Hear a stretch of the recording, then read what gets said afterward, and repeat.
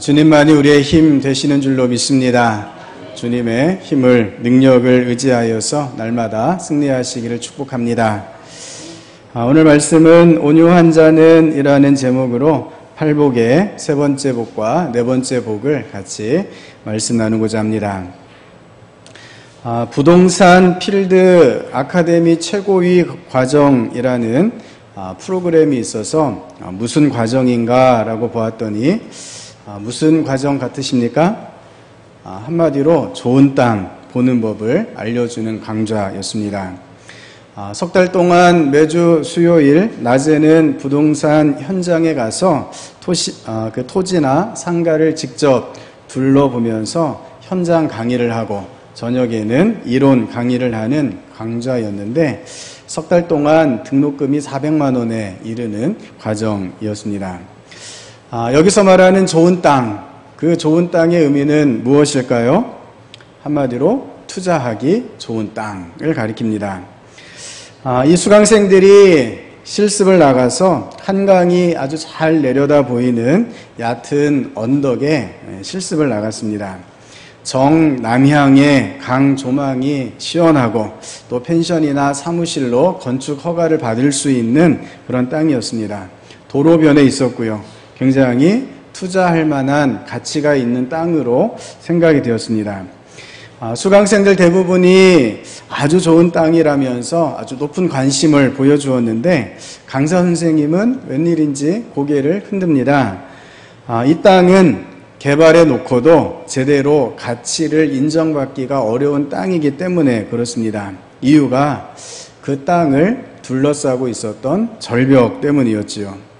병풍처럼 둘러싼 절벽과 집터 사이 공간이 너무나 좁아서 혹여나 집중 호우가 있게 되면 건물이 상당히 위험해질 수밖에 없다라고 하는 것입니다.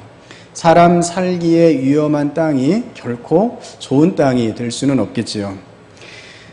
좋은 땅을 사는 것이 참 쉽지 않은 것을 우리가 볼 수 있습니다. 투자할 만한 좋은 땅을 사기 위해서는 그 땅을 볼 수 있는 지혜도 있어야 되고 투자금도 있어야 가능한 일이죠. 또 타이밍도 잘 맞춰야 됩니다. 무엇보다 정보가 항상 중요한 것 같습니다. 세상에서 말하는 좋은 땅의 의미는 이런 것인데 하지만 성경이 말하는 좋은 땅의 의미는 무엇일까요? 좋은 땅의 의미 그리고 그 땅을 얻는 방법, 세상의 방법과 하나님의 방법은 전혀 다릅니다. 여러분, 성경에서 말씀하시는 가장 좋은 땅은 어떤 땅일까요? 창세기 12장 1절에 말씀하시는 땅, 하나님께서 가라고 지시하시는 그 땅이 가장 좋은 땅인 줄로 믿습니다. 오늘 팔복 가운데 세 번째 복을 나누고자 하는데 세 번째 복된 사람이 누리게 되는 복이 바로 이 땅을 차지하는 복이지요. 본문에 누가 땅을 차지한다고 말씀하고 계십니까? 온유한 자가 땅을 차지하게 된다 말씀하십니다. 세상에서는 부유하고 지혜가 있고 정보가 있고 눈치가 빠른 사람이 땅을 차지하지만 예수님께서는 하나님의 나라에서는 그런 사람이 아니라 온유한 사람이 땅을 차지하게 된다고 말씀을 하십니다. 성도 여러분, 그렇다면 온유한 사람은 어떤 사람일까요? 온유라는 단어가 자주 입에 오르내리지만 정확하게 무엇을 의미하는지는 또 조금 애매한 단어가 이 온유라는 단어죠. 보통 주변에 누군가 온유하다라고 하면 그분의 성품이 부드럽고 겸손하다 이 정도 의미로 받아들일 때가 많이 있습니다. 노블레스 오블레주라고 하는 말이 있죠. 사회 지도층에게 사회에 대한 책임이나 의무를 모범적으로 실천할 것을 요구하는 단어입니다. 고귀하게 태어난 사람은 그 행동도 고귀해야 된다라고 하는 거죠. 그래서 고대 로마에서는 전쟁이 일어나면 귀족들이 앞장서서 전쟁에 참여했습니다. 16년 동안 벌어진 2차 포에니 전쟁 중에는 13명의 집정관이 전사를 했습니다. 집정관은 고위공직자 중에 고위공직자입니다. 귀족을 대표하는 사람들이었죠. 그만큼 앞장서서 의무를 다하는 모습을 볼 수 있습니다. 또한 길을 닦는다든지 공공시설 같은 모두에게 필요한 건물을 건축하거나 보수할 때에도 귀족들이 기꺼이 자신의 재산을 기부해서 건축하도록 했습니다. 그리고 그 건물이나 길에 귀족의 이름을 붙이고 귀족들은 그것을 자신의 영광으로 알았다라고 하는 것입니다. 어쩌면 우리가 온유라고 하는 말을 할 때에는 이런 정도의 느낌으로 말할 때가 많이 있는 듯 싶습니다.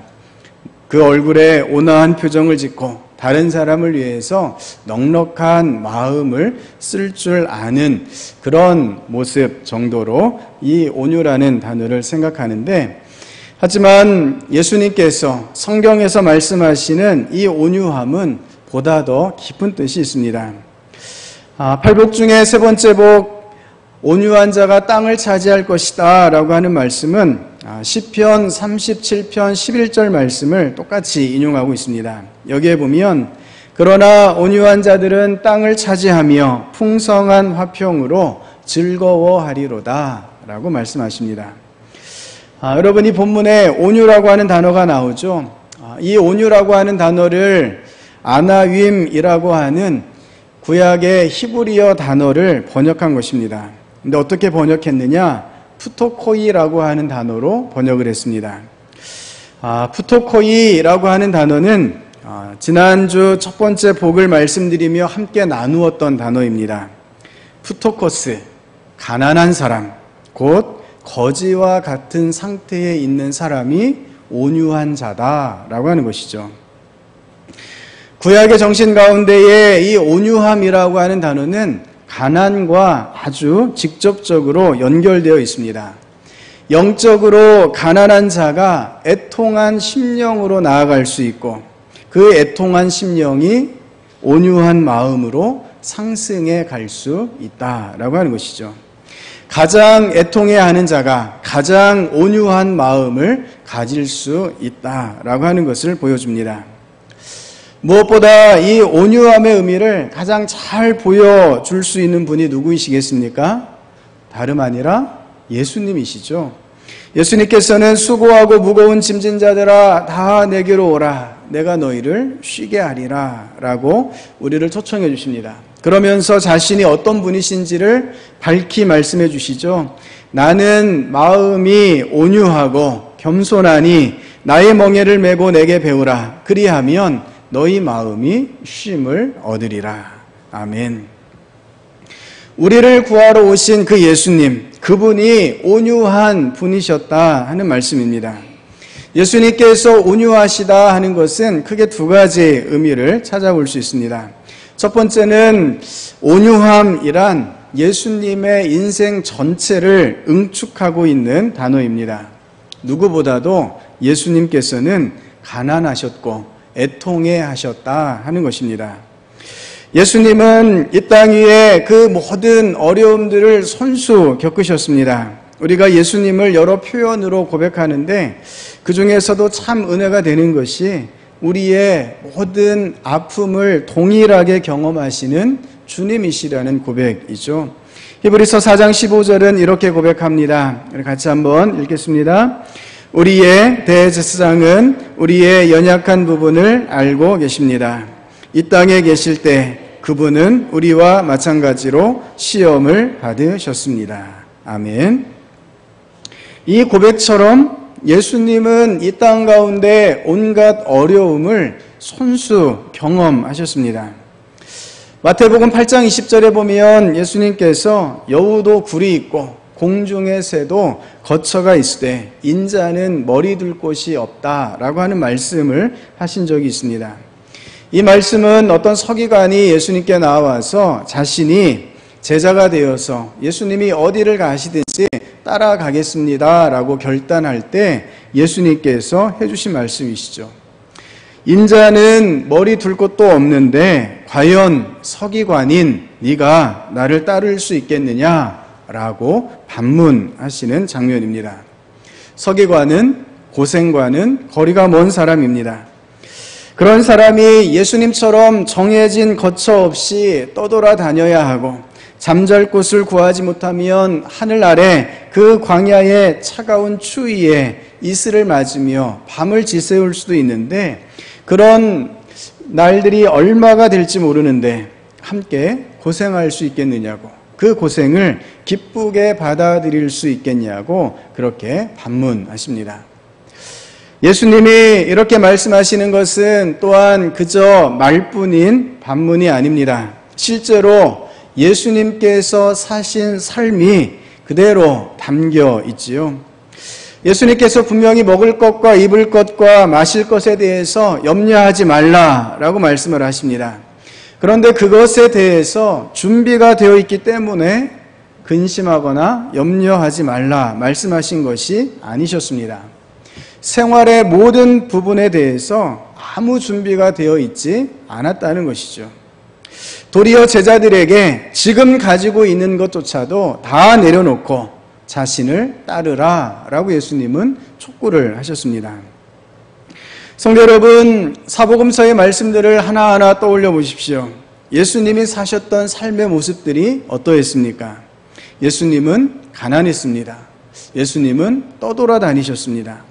예수님은 죽을 위험들을 계속해서 겪으셔야 했습니다.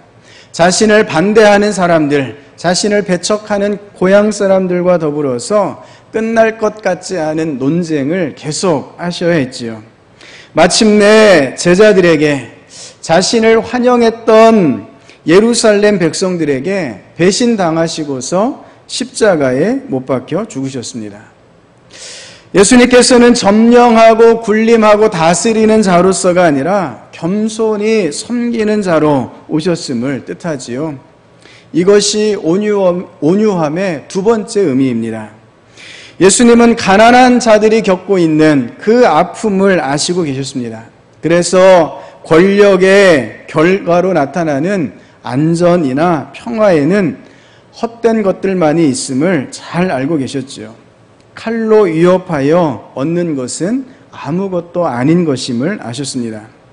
그래서 예수님께서는 무엇보다 애통한 심령으로 나아가는 영적으로 가난한 자들, 오직 하나님의 구원을 바라보는 자들을 구원하시기로 작정하시고 그들 앞에 가장 낮은 모습으로 겸손한 자로, 온유한 자로 우리에게 오셨습니다.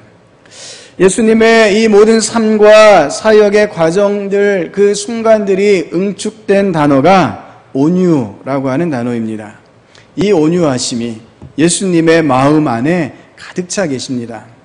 그 마음은 그래서 용광로와 같은 마음이라고 많이 표현합니다. 용광로는 무엇입니까? 그 철을 녹이는 곳이죠. 모든 것을 녹일 수 있는 곳입니다. 용광로를 통해 나오는 쇳물의 온도가 1500도, 1600도라고 합니다. 이 온도에 녹지 않거나 타지 않을 물질은 아무것도 없습니다. 어떤 것이든 용광로 안에 들어가면 형체도 남지 않고 다 녹아버립니다. 예수님의 마음이 온유하다는 것은 이 용광로와 같다라고 하는 것이죠. 용광로와 같기에 원수를 사랑할 수 있습니다. 미움도, 다툼도, 시기도, 질투도, 그 어떤 악함도 주님 마음에 들어가게 되면 다 녹아버립니다. 세상 모든 애통함을 아시기에 주님의 마음 안에서는 그 어떤 것이라도 불쌍히 여기시는 주님의 마음으로 녹아내린다는 것입니다. 자신을 십자가에 못 박으라 외치는 자들, 십자가에 달린 자신을 조롱하는 그들을 예수님께서는 그들이 무엇을 하고 있는지 모릅니다 라고 하나님께 중보하며 그들을 용서해 주시기를 기도할 수 있었다라고 하는 것이죠. 용광로와 같은 마음이셨기에 이스라엘 백성들을 바라보면서 안쓰러워하셨고 민망히 여기셨고 불쌍히 여기셨습니다. 예수님께서 이 온유의 마음으로 가득 차 있으셨기 때문에 공생애를 시작하는 첫 설교를 이렇게 말씀하십니다. 주의 성령이 내게 임하셨으니 이는 가난한 자에게 복음을 전하게 하시려고 내게 기름을 부으시고 나를 보내사 포로된 자에게 자유를, 눈먼 자에게 다시 보게 함을 전파하며 눌린 자를 자유롭게 하고 주의 은혜의 해를 전파하게 하려 하심이라. 아멘. 성도 여러분, 주님의 이 마음, 온유한 마음을 받으시는 저와 여러분 될 수 있기를 바랍니다. 저와 여러분의 마음도 주님의 마음처럼 모든 것을 녹일 수 있는 온유한 마음 될 수 있기를 바랍니다. 온유하신 주님께서 우리의 죄와 반역과 배신을 받아주셨기 때문에 우리가 구원을 받을 수 있게 되었습니다. 주님의 온유하심이 있었기 때문에 오늘 우리가 이 자리에 있을 수 있습니다. 주님의 그 마음을 그대로 닮아 하나님의 땅을 차지하는 복이 저와 여러분 가운데 함께 할 수 있기를 바랍니다. 온유함은 그저 세상적으로 온화함을 뜻하는 것이 아니라 하나님의 마음과 하나님의 법으로 가득 차서 하나님의 길을 걸어가는 것입니다. 주님의 온유하심을 다시 마음에 새기심으로 하나님께서 허락하시는 그 땅을 차지하는 놀라운 복이 함께 하시기를 바랍니다. 그렇게 온유한 자가 받게 될 복, 땅을 차지하는 것은 앞에서 말씀드린 것처럼 좋은 땅, 투자를 위한 좋은 땅과는 전혀 다른 의미이지요. 하나님이 말씀하시는 가장 좋은 땅의 역사적 기원은 하나님께서 아브라함에게 약속해 주신 바로 그 땅, 젖과 꿀이 흐르는 그 땅을 의미합니다. 이 땅의 개념은 예수님께서 다시 오시는 그날 하나님께서 다스리시는 하나님의 나라라는 뜻으로 확장이 됩니다. 하나님께서 다스리시는 나라, 하나님께서 위로로 함께해 주시는 그 나라가 좋은 땅이지요. 우리가 차지할 수 있는 하나님이 허락하신 땅입니다. 오늘 이 자리에 나오신 저와 여러분 모두가 주님의 온유하심을 닮아감으로 하나님의 나라에 온전히 들어가실 수 있기를 바랍니다. 그 땅 가운데 주님의 용광로와 같은 마음으로 주님과 같은 삶을 살아갈 수 있는 저와 여러분 될 수 있기를 바랍니다. 이제 팔복 중에 네 번째 복된 사람에 대해서 의에 줄이고 목마른 자는 복이 있나니 그들이 배부를 것이미요 라고 말씀해 주시는 것을 오늘 보게 됩니다. 팔복을 하나하나 이렇게 묵상하고 있는데요. 팔복을 묵상해 보니 이 팔복 가운데에는 자연스러운 연속성이 있음을 확인하게 됩니다. 네 번째 복된 사람 역시 앞에 세 가지 복된 사람과 밀접하게 연관되어 있습니다. 가난함의 고통을 겪고 그 마음 가운데 애통함이 있는 사람, 모든 어려움들을 녹여낸 온유함을 가지게 된 사람은 당연히 하나님의 의에 대해 깊은 관심을 가지게 된다는 것입니다. 자신이 경험했던 불합리하고 억울하고 이해할 수 없는 그 고통들 앞에서 하나님의 참된 뜻이 무엇인지, 하나님의 의가 무엇인지를 간절히 구하며 알고자 하는 갈망과 열망으로 나아갈 수밖에 없게 된다는 사실이죠. 예수님께서 공생애를 처음 시작하셨을 때에 예수님 앞으로 가장 먼저 나온 사람들이 바로 이런 사람들이었죠. 불공평함 속에서 신음하던 사람들이었습니다. 예수님께서 회당에서 가르치시고 천국 복음을 전파하실 때 백성 중에 모든 병든 자들과 약한 것들을 고치셨습니다. 그때 예수님 앞에 어떤 사람이 나와왔습니까? 마태복음 4장 24절에 이렇게 소개됩니다. 그의 소문이 온 수리아에 퍼진지라 사람들이 모든 앓는 자 곧 각종 병에 걸려서 고통당하는 자, 귀신 들린 자, 간질나는 자, 중풍병자들을 데려오니 그들을 고치시더라. 아멘. 여러분, 이들은 1차적으로는 경제적인 어려운 바탕 가운데 신앙적인 고통까지도 떠안아야 했던 사람들이었습니다. 병든 사람들은 지금과는 조금 다른 개념으로 이 당시에는 대접을 받았습니다. 어떤 대우를 받았는가? 병든 자들은 율법에 의하면 부정한 자라 그렇게 규정되었다는 것입니다. 그래서 병든 자들은 마을 밖으로, 삶의 터전 밖으로 추방될 수밖에 없었습니다. 부정한 자이기 때문에 성전에 나아갈 수 있는 길이 차단되어 있었죠. 어디를 둘러보아도 하나님의 구원이 이루어지는 곳을 찾을 수가 없었습니다. 그렇게 간절히 줄이고 목말랐던 자들이 예수님의 치료하심을 덧입고 예수님의 위로하심을 얻을 수 있게 되었다라고 하는 것이죠. 성도 여러분, 이것이 바로 하나님의 의입니다. 산상수훈에는 이 의라는 단어가 2번 더 등장합니다. 마태복음 5장 20절에 내가 너희에게 이르노니 너희 의가 서기관과 바리새인보다 더 낫지 못하면 결코 천국에 들어가지 못하리라 라고 말씀하십니다.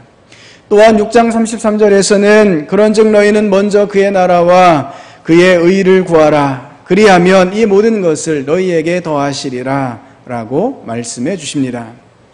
이 말씀에 따르면 2가지 의가 있는 것을 알게 되죠. 세상적인 의와 다를 바 없는 서기관과 바리새인의 의가 있습니다. 또 그와는 전혀 다른 하나님의 의가 있습니다.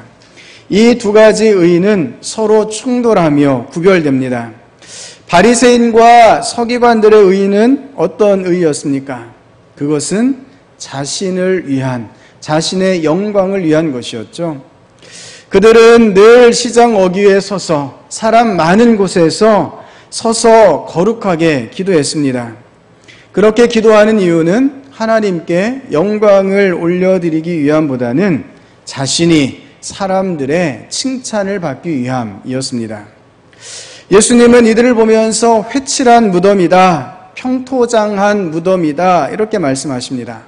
겉으로는 손을 들고 하나님 앞에 거룩하게 기도하고 있지만, 그렇게 화려하고 아름다워 보이지만 속으로는 썩을 대로 썩어버렸다라고 주님은 비판하십니다. 하나님의 의로우심이 무엇인지와는 아무 상관없는 그런 열심이지요.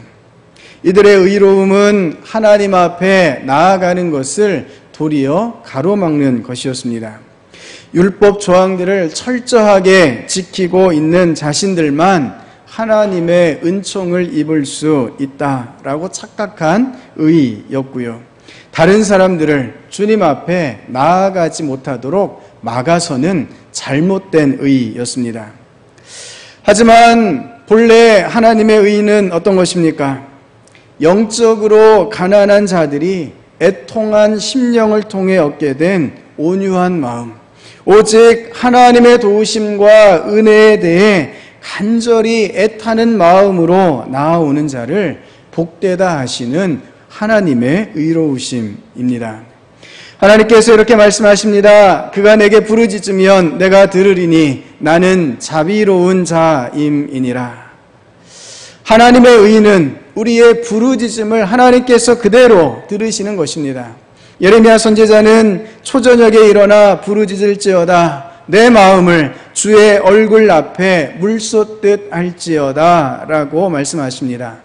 마음을 하나님 앞에 물쏟듯 쏟아내는 그 부르짖음을 하나님께서는 그대로 들으시고 받아주신다는 말씀입니다.